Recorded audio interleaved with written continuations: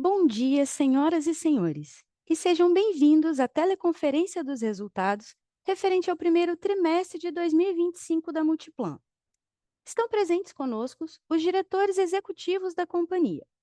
Informamos a todos os participantes que a apresentação dos resultados está disponível para download no site ri.multiplan.com.br.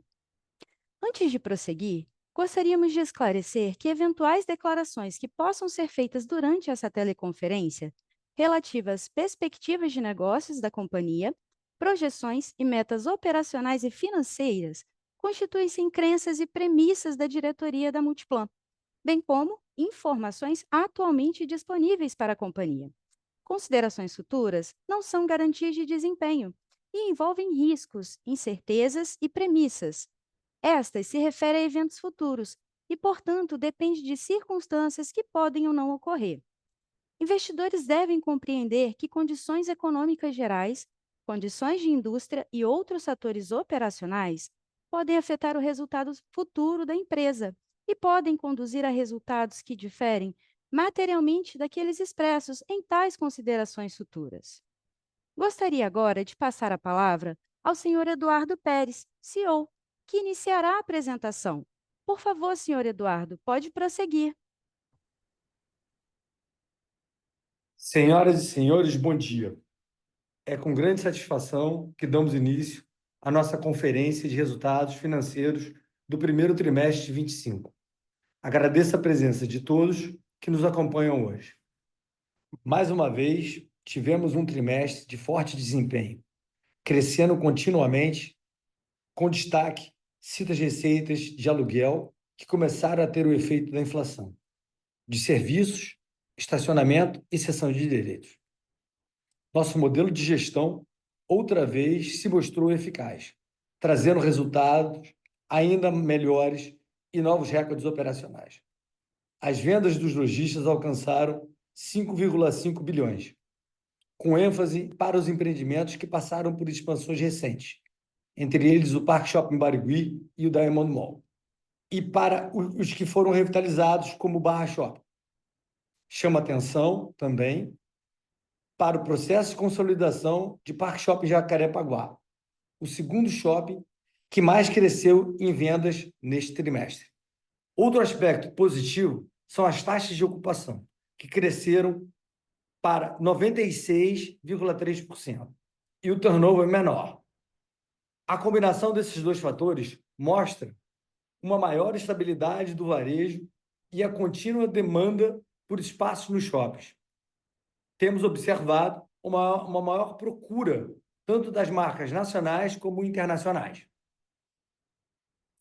Esse bom momento operacional e forte crescimento das receitas alavancaram positivamente os resultados, mitigando o impacto sobre o lucro da recompra de ações que fizemos no ano passado. O resultado é que conseguimos crescer o lucro por ação em 44% nos últimos 12 meses. Para 25, seguiremos investindo no crescimento da Multiplan por meio de 3 expansões. Parque Shopping Maceió e Morumbi Shopping, que já contam com 90% de sua BL locadas. E o Parque Shopping Brasília, com 40% da sua área locada. Ao todo, serão 27 mil metros quadrados de área adicional.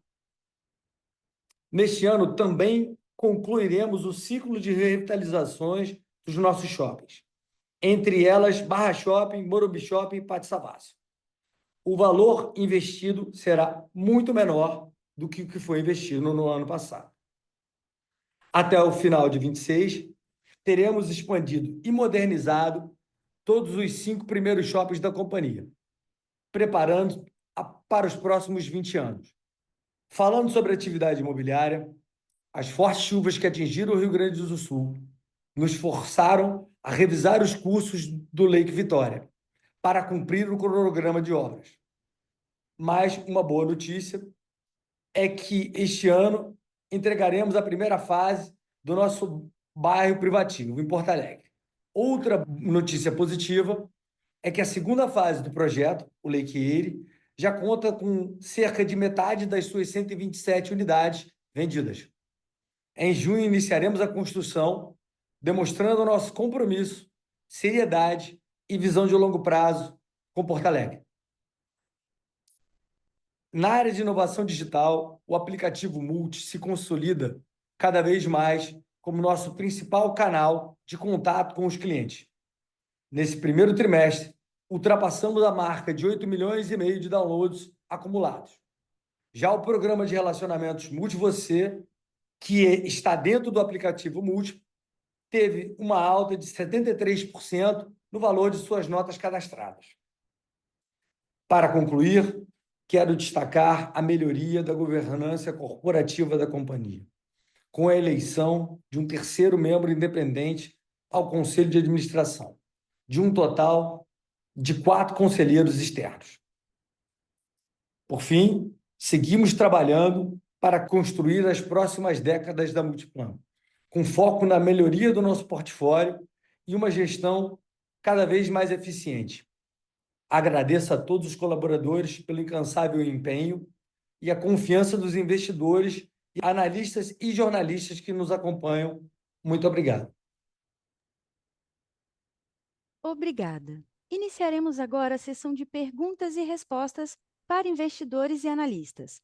Caso haja alguma pergunta, por favor, clique no botão Q&A na tela e escreva o seu nome. As perguntas serão atendidas na ordem que são recebidas. Vamos à nossa primeira pergunta. É do Juan Luca, da XP Investimentos. Juan, iremos habilitar o áudio para que você possa realizar a sua pergunta. Juan, pode prosseguir, por favor. Oi, obrigado pelo espaço, pessoal, e bom dia.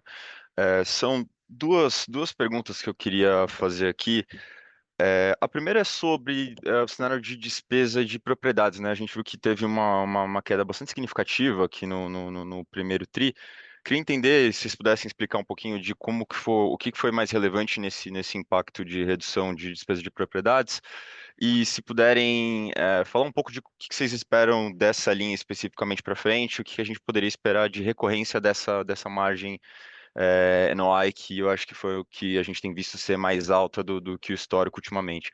E a segunda pergunta é sobre inadimplência, né? A gente vê inadimplência líquida também caindo ano contra ano. E aí eu queria entender um pouco se vocês também estão vendo esse efeito na inadimplência bruta, se efetivamente ela também tem tido queda. Ou se ainda ou se isso ainda é um efeito daquelas recuperações de aluguel que vocês têm sido mais recorrentes em fazer. Obrigado. Juan, obrigado, Eduardo Pérez falando. Boa pergunta. A gente está aqui muito focado em melhorar os resultados da companhia operacionais de todas as formas, principalmente na recuperação de créditos perdidos, e aí inclui encargos também. Quando você recupera, você por acaso tem um problema com o lojista e o lojista deixa de pagar, você quando recupera, você recupera também os encargos, entendeu? Então, a busca aqui é que isso se torne não só recorrente, mas é uma busca constante de recuperar esses créditos que foram ficando para trás. Muitas vezes não é possível, a gente sabe da complexidade que tem o sistema judiciário brasileiro, tem uma dificuldade bastante grande, morosidade também, mas é uma busca constante. A gente foi feliz agora nesse primeiro trimestre e eu espero que para frente a gente seja mais feliz ainda. Juan, a Armando falando, só para complementar aqui o Eduardo, e mais uma vez ressaltando o que ele falou, é um trabalho diário nosso, né? Então, não é não recorrente, isso é recorrente, isso faz parte da nossa atividade recuperar essas despesas. Eu vou começar pela última, na inadimplência bruta, também sentiu, ela caiu 50 basis points em relação ao mesmo trimestre do ano passado, né? É impossível você ter essa melhoria toda só com recuperação de anos anteriores, sem você ter no próprio período corrente, né? Que é muito expressivo. Em relação à despesa de shopping margem, a despesa de shopping reduziu, ela teve mais eficiência por várias razões. Eu destacaria, primeiro, o aumento da taxa de ocupação. Segundo, o que a gente acabou de comentar, uma inadimplência bem baixa. E o terceiro ponto é esse ponto de recuperação de despesas em cargos que o Eduardo já explorou bastante. Tá? Agora, a margem anual, realmente ficamos assim, muito felizes de ver o recorde, mas se você for olhar no trimestre anterior, no quarto trimestre de 2024, nós também apresentamos margens recordes, nós também temos crescido, o que isso mostra essa busca por eficiência, por aumento de produtividade, que é constante. Mais uma vez, como o Eduardo comentou, é um trabalho do dia a dia nosso. E a gente espera poder entregar resultados tão bons quanto esses também. Um único ponto aqui que o Hans até está me chamando a atenção é que tiveram despesas no ano passado não recorrentes no primeiro trimestre, apesar do número tão bom que nós apresentamos no ano passado e que esse ano não teve. Ok? Tá ótimo. Obrigado, Armando. Obrigado, Eduardo. Um bom dia e bom final de semana para vocês. Obrigado.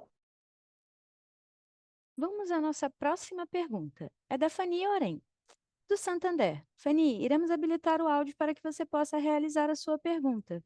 Fanny, pode prosseguir, por favor.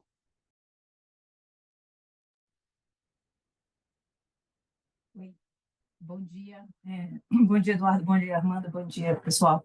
Eu tenho duas perguntas. Primeiro, seria com relação ao crescimento da receita de serviços, que foi bastante expressivo agora no primeiro trimestre, e vocês têm uma base de comparação até alta, né? Então, queria entender os principais motivos, eu sei que você já coloca lá no release, né, com relação à venda de Jundiaí, que está coletando agora receita de administração, mas queria ver se teria algo mais aí nessa linha. Essa seria a minha primeira pergunta. E segundo, queria entender um pouquinho o que vocês acham que a gente pode esperar com relação aos juros capitalizados aí nos próximos trimestres também, que, né, teve um crescimento aí com relação ao quarto tri, e aí só queria entender o que a gente acha que a gente poderia esperar aí para os próximos. Então, seriam essas. Obrigada. Stefani, bom dia, obrigado pela sua pergunta. A receita de serviços ela cresce também por diversas razões, né? Ela cresce porque você teve um crescimento de NOI muito forte, então isso impactou essas receitas. Ela cresce porque a gente vendeu uma participação minoritária no final do ano passado, então você também tem um crescimento da receita de serviços. Ela cresce porque também nós recuperamos alguns provisionamentos que não haviam sido recebidos. Então, tem diversas razões para crescer a receita de serviços. Quanto ao provisionamento, faz parte do pronunciamento contábil, a maneira que você contabiliza esses resultados, essas despesas financeiras, e é sempre sobre o valor total do projeto, é sobre o acumulado do valor do projeto. Por isso que teve um impacto mais expressivo, dado que o CAPEX foi bem mais baixo esse ano. Essa é a razão. Não sei se era essa a tua pergunta específica, Fanny. Era isso mesmo, Armando. Só na questão da receita do serviço, tentando aqui pegar o que a gente pode esperar para frente, né? Foi relevante essa recuperação? Fanny, foi, assim, não necessariamente relevante, mas é importante para contribuir no resultado. É a soma das partes. Não tem um evento único que dá um bom resultado. Tem diversos eventos, um esforço continuado que acaba resultando nessa produtividade mais elevada. Tá? E em relação à parte, voltando aqui, da provisionamento de juros, a tendência é ir diminuindo, porque tiveram obras ainda, tiveram partes remanescentes de obras que foram entregues no ano passado, que já se encerraram ou estão se encerrando, e você tem aqui as obras para frente em valor de CAPEX menores. Se você olhar o que nós anunciamos, da expectativa de investimento nessas expansões são menores do que foram no ano passado. Então, a nossa expectativa é que vá diminuindo ao longo do tempo, como também foram as expansões. Tá bom, tá ótimo então, Armando. Obrigada, viu? Obrigado a você. Vamos à nossa próxima pergunta. É do Elvis Credendio, do BTG. Elvis, iremos habilitar o áudio para que você possa realizar a sua pergunta. Elvis, pode prosseguir, por favor. Bom dia, Eduardo, Armando e Hans. Duas perguntas aqui do meu lado. A primeira é sobre as vendas mesmo, né? Queria entender ali como que foi a performance mês a mês, se vocês têm alguma percepção de como que a Páscoa em abril esse ano pode ter impactado aí o ritmo de vendas nesse trimestre e como que vocês estão vendo o crescimento de vendas agora no começo de abril, tá? E aí a segunda pergunta é sobre crescimento real, né, dos aluguéis, né, pensando ali nessa venda crescendo em termos reais, eu queria entender se vocês imaginam que se isso permanece pela frente, se acham factível continuar com esse crescimento real dos aluguéis, 3% aí que vocês reportaram agora, ao passo que o IGPDI, o efeito IGPDI, que também cresce nos contratos ao longo do ano. É isso. Obrigado. Obrigado, Elvis. Enfim, a gente começou o ano muito forte, vendas, né? As vendas foram muito fortes em janeiro, muito fortes em fevereiro e não tão fortes em março. Eu acho que, eu acho não, tenho certeza, que boa parte do que a gente teve aqui, principalmente na região sudeste, Barra Shopping, que teve um impacto muito grande do turismo, especialmente da Argentina, que não vinha para o Brasil, e com a diferença de câmbio, as coisas começaram a custar mais barato no Brasil do que na própria Argentina. Então, isso aí já explica um pouco do crescimento de vendas que a gente teve no primeiro trimestre, mas no restante do país também. Eu tive essa semana em Maceió, e lá a mesma coisa, o turista argentino, a presença dele muito sentida na cidade, muito forte também dentro do shopping. Então, isso trouxe para nós um acréscimo de vendas relevante. Agora, nesse mês que ainda não terminou, a gente percebe já um crescimento de 16,3% nas vendas totais. Ou seja, é bastante forte, a gente está muito otimista, o ano começou muito forte, eu não vejo nenhum motivo para que não se consiga repassar o IGPDI para os contratos. Isso, para mim, está muito claro. O gap de vendas é muito grande. Acho que não vejo nenhuma dificuldade, até porque o número do GPDI não é um número absurdo. Então, eu vejo com muita tranquilidade esse ponto. Eduardo, se puder complementar em relação ao crescimento real do aluguel, você comentou, Elvis, se você olhar desde a abertura de capital em julho de 2007 até agora, e a gente publica isso nas nossas tabelas todas, você tem visto um crescimento muito parecido com o que a gente entregou nesse trimestre, né? 3,5% na média contra 3,4% nesse trimestre. Então, assim, é bastante elevada e um track record tão longo quanto esse. Então, a gente está tomando medidas nos shoppings de melhoria, de investimentos, de revitalizações, que nos deixam otimistas para frente.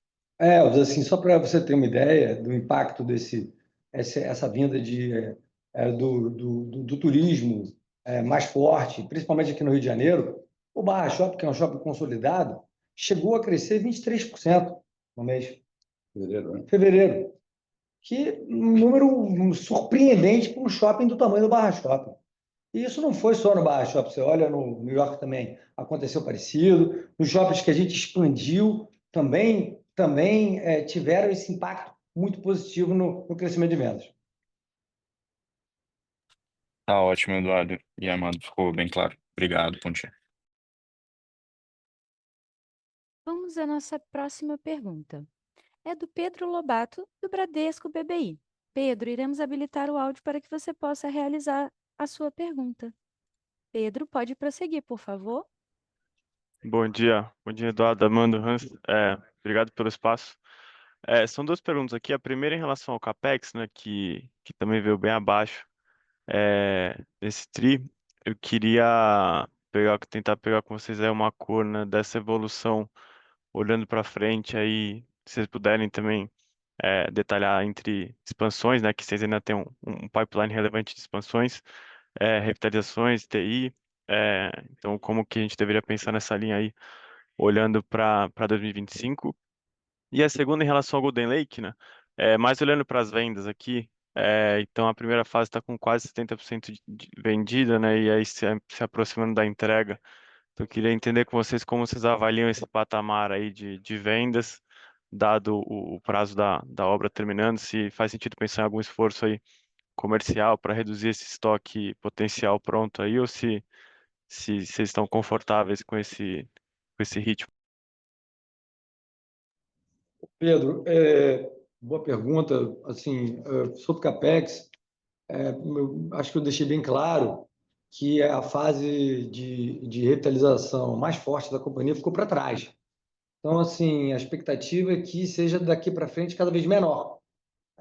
Eu não tenho assim um número fechado, mas será muito menor do que foi no ano passado. Não quero te dar uma ordem de grandeza, mas a gente tem aqui uma expectativa de ser menos de um terço do que foi no ano passado. Os investimentos seguem acontecendo. A gente acabou de começar a obra de Park Shop, da expansão de Park Shop, por isso você não vai sentir ainda, ela vai ser crescente daqui para frente, mas é muito provável que você vai perceber daqui para frente um aumento de CAPEX para as expansões, ou a manutenção do CAPEX nas expansões, mas um decréscimo muito forte nas revitalizações, porque, de fato, a gente já fez o que precisava ser feito.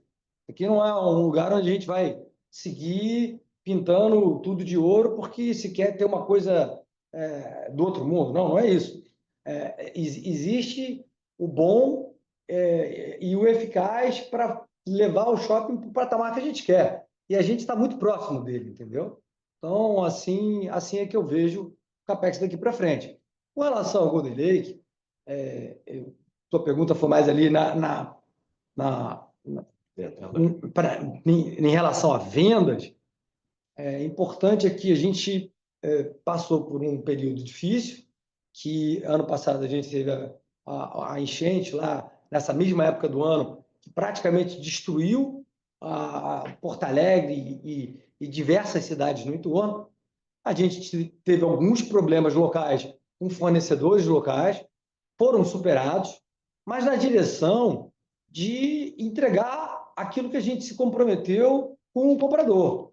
Eu podia esticar isso para frente, podia usar o estado de calamidade da cidade para entregar isso para frente, manter mais. Mas acho o mais importante aqui tá bom, eu tive uma revisão de custo, mas eu precisava garantir que eu ia entregar próximo ao prazo contratual e com a qualidade multiplan que todo mundo comprou. Então, isso está garantido.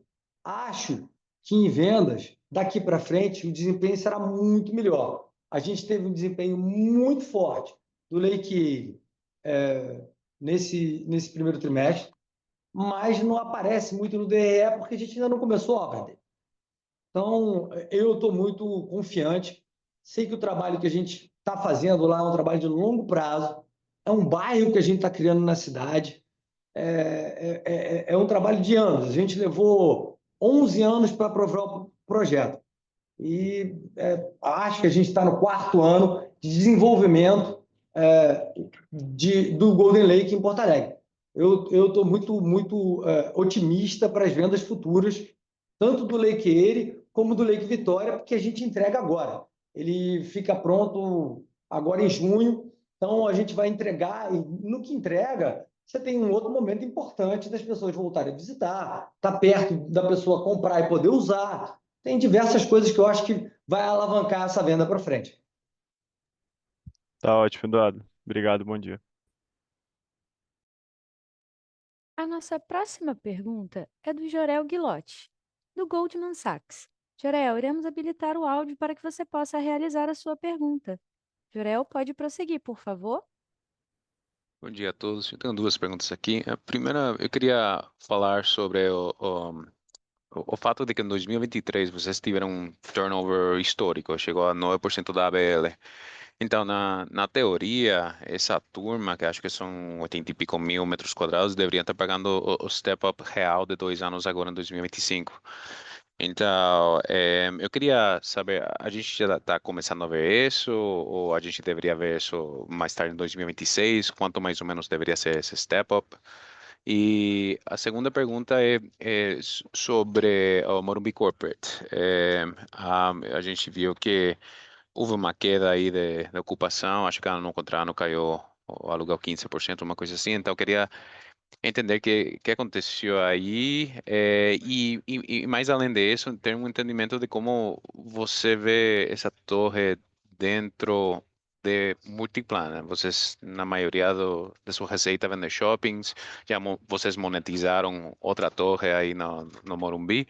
Então, você vê Morumbi Corporate como parte do Multiplan no longo prazo? Ou, seria isso? Obrigado. Olá, Jorel, obrigado pela pergunta. Eu vou responder aqui uma parte dela, que é a parte do Morumbi. Enfim, a gente não está imune ao problema mundial que houve com relação ao escritório. Você hoje tem 1000 maneiras de trabalhar aonde você quiser. Então, o office, né, que tanto se fala, perdeu valor no mundo inteiro. Essa região onde está inserido o Morumbi Corporate tem uma oferta gigantesca. Eu diria que, para a oferta que está lá, a gente teve um desempenho bastante bom. Eu julgo assim. Acho que para Multiplan, não, acho, não tenho certeza. É estratégico manter o corporate, porque eu também tenho o Morumbi Shopping do outro lado da rua, entendeu? Então, eu consigo usar o estacionamento de um para compensar o outro. A coexistência dos dois é muito boa para ambos os empreendimentos, entendeu? Então, assim, a gente vendeu ali atrás, como você mesmo mencionou, na pandemia, que era um momento de extremo ali, não tinha outro caminho a não ser vender, a empresa passava por o seu momento mais crítico, mas eu não vejo isso para frente, não. Em relação ao turnover, Jural, a pergunta é ótima, né? Assim, quando a gente vê essa queda de turnover, não foi exatamente o que você perguntou, vou chegar lá, mas e você vê a queda de turnover isolada, você interpreta o número de algumas maneiras, mas quando você começa a colocar lado a lado um aumento da taxa de ocupação, um turnover diminuindo, uma inadimplência muito baixa, você vê a estabilidade que o mercado de varejo começa a ter em função do bom desempenho de vendas ao longo dos últimos anos e inflação bem mais baixa, bem controlada, em um período até com inflação próximo de zero, né? Então, é muito positivo. Você tem contratos de diversas naturezas, você tem contratos que têm step-ups, tem outros que não têm step-ups, mas quando vê a pergunta sobre crescimento real, e a gente deu uma resposta que tem um histórico de crescer, entregar 3,5% desde a abertura de capital até agora, eu acho que responde um pouco sobre a questão contratual e do que a gente espera para frente, né? De seguir crescendo e seguir ocupando o shopping da melhor forma para o consumidor e que a gente consiga monetizar isso também no aluguel. Tá ok? Obrigado. A nossa próxima pergunta é do Mário Simplício, do Morgan Stanley. Mário, iremos habilitar o áudio para que você possa realizar a sua pergunta. Mário, pode prosseguir, por favor. É, Opa, bom dia, Eduardo e Armando. Obrigado por escolherem minha pergunta e parabéns pelos resultados. Vocês já deram um pouco de cola sobre abril, mas eu queria entender um pouco como está o sentimento em relação ao aumento de juros que teve no Brasil recentemente. Principalmente como vocês estão vendo o comportamento do lojista e do consumidor frente ao aumento dos juros. E também, se puderem dar um pouco cola como mudou o planejamento da empresa em relação aos investimentos, ou agora está com juros mais altos. Obrigado. Olá, Mário. Boa pergunta. Assim, realmente, se fala de juros altos, né? 15, 14, 25 é bastante alto. Eu estou velho bastante para ter visto juros muito mais alto, né? Eu estou com 54, comecei a trabalhar na década de 90, então vi juros estratosféricos, né? Você pode imaginar. Meu sentimento hoje, tanto para venda como para locação de espaço, é muito bom. Você tem, a gente acabou de passar por uma Páscoa muito forte, muito forte, crescimento bastante relevante. Existe uma procura por espaços, como eu coloquei ali no início, tanto de lojistas locais como de internacionais. Acho até que agora, com esse problema tarifário que os Estados Unidos criou aí, tem gente que vai deixar os Estados Unidos de lado para preferir crescer em outros locais do mundo. Então, acho que o mundo vai se beneficiar de alguma forma dessa situação, se há como se beneficiar dessa situação, né? Foi tão ruim, mas o sentimento é bom, eu estou muito otimista. Com relação ao endividamento da companhia e ao custo desse endividamento, é claro que o movimento que a gente fez no ano passado, de comprar 15%, que não me arrependo nem um segundo de ter feito isso, a gente está aqui feliz de ter comprado 15% da companhia com o retorno que a gente comprou, então, mas trouxe uma dívida nova, um novo equilíbrio, né? Tanto é que nosso lucro foi 12% menor? não, foi menor por conta do custo financeiro. Então, a atitude é sempre de ficar mais seletivo naquilo que vai se investir. Então, a gente fica olhando, importante, tem muita coisa no mercado, se fala de muitas transações, mas, cara, eu não estou animado com nada, não. Acho que o que a gente fez até agora fez muito bem e pretende seguir assim. Te respondi? Perfeito, obrigado. A nossa próxima pergunta é do Tainan Costa, do UBS. Tainan, iremos habilitar o áudio para que você possa realizar a sua pergunta. Tainan, pode prosseguir, por favor. Bom dia, pessoal. Queria voltar um pouco no tema do Golden Lake e do Lake Eyre, né? Acho que o Eduardo já bem explicou o motivo do ligeiro aumento de custo, né? Problemas com fornecedores, dado todo o cenário que aconteceu no Rio Grande do Sul. Mas eu queria entender como que a gente deveria esperar essa linha para o restante dos próximos tris, se deveria ser algo parecido, e o quanto esse episódio ele impacta a margem consolidada do projeto por inteiro, né? Se tem alguma ordem de grandeza, de impacto na margem final, dado esse ligeiro aumento de custos. Obrigado.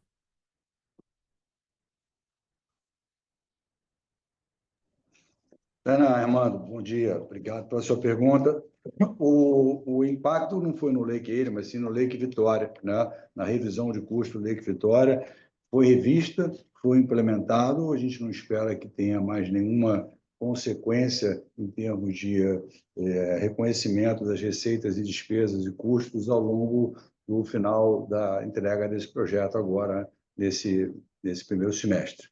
Em relação ao Lake Eyre, sim, eu acho que o Eduardo comentou já sobre as fortes vendas que tem, e ele iniciará a construção em breve e, consequentemente, reconhecendo as suas devidas contas de resultado do Lake Eyre. Junho, para ser mais preciso, em junho, a gente vai começar a fazer fundações e aí, a partir daí, você começa a apropriar também tudo que se vendeu nele. Então, trimestre não foi o que a gente gostaria que fosse em termos de venda do Lake Vitória.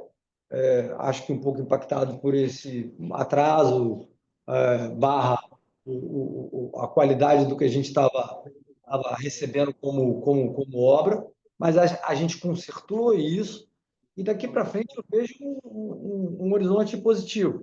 Não vejo um aumento novo de custo, vejo sim essa apropriação de resultados vinda do Lake Eyre, que teve um desempenho de vendas melhor que o Lake Vitória agora nesse trimestre. Eduardo, só relembrando a origem dessa revisão de custo, que foi por conta das inundações, não foi por conta de uma revisão de uma obra, por conta do que houve no ano passado, diversos e o desejo de entregar a obra dentro do prazo combinado, né? É a imagem da companhia, é a imagem que nós estamos construindo por um bairro que tem muitos anos ainda a ser desenvolvido. Eu não vejo uma mudança de margem nisso, não. Perfeito, pessoal, bem claro. Obrigado. Nada. Vamos à nossa próxima pergunta. É do Diego Almeida, do Citi. Diego, iremos habilitar o áudio para que você possa realizar a sua pergunta. Diego, pode prosseguir, por favor. Fala aí, pessoal, bom dia. Obrigado aí pela oportunidade de fazer perguntas. Eu tenho duas aqui do meu lado. A primeira é um follow-up da primeira pergunta em relação à despesa com propriedade. Veio bem abaixo, como vocês já comentaram no call, mas eu queria pelo menos dar uma abertura, se vocês puderem dar uma cor um pouquinho maior quando vocês falam ali sobre a mudança na matriz de provisão. Se vocês puderem dar uma cor maior sobre isso, acho que seria bem bom aqui do nosso lado. E a segunda pergunta é em relação à despesa com remuneração de ações, que também veio abaixo nesse trimestre. Também queria ver um pouco da recorrência dessa linha e como a gente pode pensar daqui para frente. Obrigado.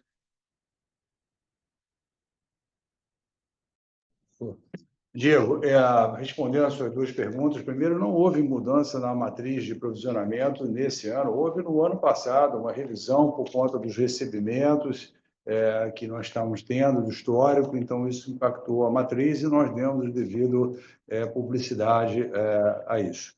Em relação à remuneração baseada em ações, nós colocamos até no relatório, foi aprovado um programa agora em abril, né? Então ele ainda irá impactar essa linha e não teve, no primeiro trimestre do ano, uma despesa maior por conta desse programa ter sido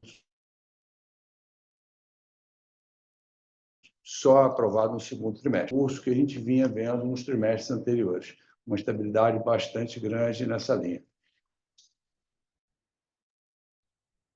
Beleza, muito obrigado. A nossa próxima pergunta é do Marcelo Mota, do JP Morgan. Marcelo, iremos habilitar o áudio para que você possa realizar a pergunta. Marcelo, pode prosseguir, por favor.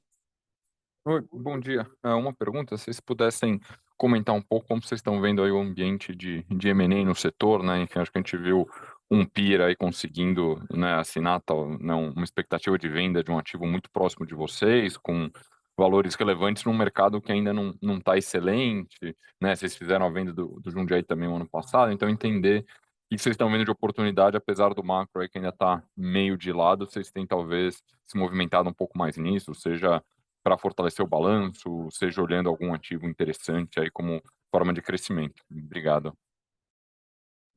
Marcelo, só entender, que ativo é esse que você se referiu, que eu não sei, eu estou meio perdido aqui. Não, se não me engano, a Iguatemi assinou uma potencial venda do stake no marketplace, né? Não é um stake majoritário, né? Mas, enfim, conseguiu levantar algum dinheiro com esse ativo.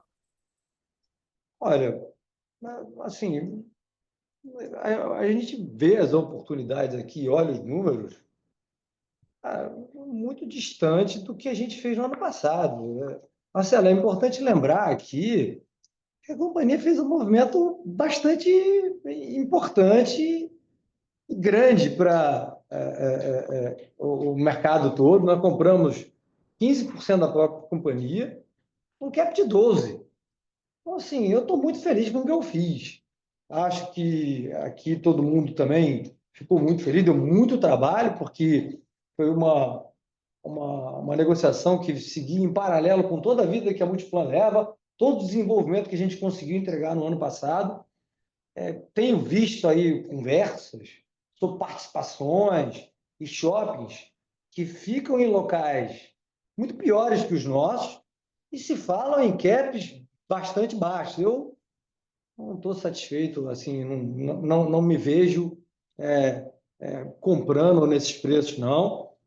Vender, olha, necessidade a gente não tem, a gente está bem equilibrado, pode acontecer se tiver realmente uma oferta de alguma coisa que não seja relevante para nós, pode acontecer.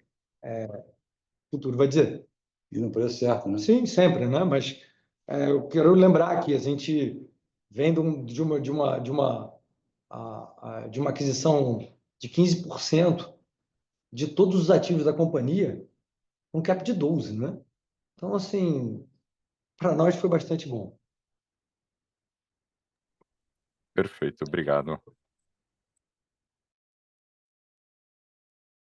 Obrigada por todas as perguntas e interesse. Encerramos agora a sessão de perguntas e respostas e convidamos os participantes que ainda tenham perguntas a contatar o Departamento de Relações com Investidores. Gostaria de passar a palavra para o senhor Eduardo Pérez para as últimas considerações. Senhor Eduardo, pode prosseguir. Obrigado a todos aqui que nos ouvem. Sigo aqui muito otimista, apesar de toda a turbulência gerada aí com a história de tarifas pelo mundo afora. Eu não acho que isso vai atingir o Brasil. Acho que a gente vai continuar prosperando, como vem prosperando nos últimos 2 anos. Eu vejo o crescimento sólido da companhia para frente. Queria agradecer a todo mundo que está nessa sala, toda a companhia que está nos ouvindo agora, todos os investidores, todos os imprensa. Muito obrigado pelo momento, pelo tempo de vocês. Um abraço. Obrigada. A teleconferência dos resultados do primeiro trimestre de 2025 da Multiplan está encerrada.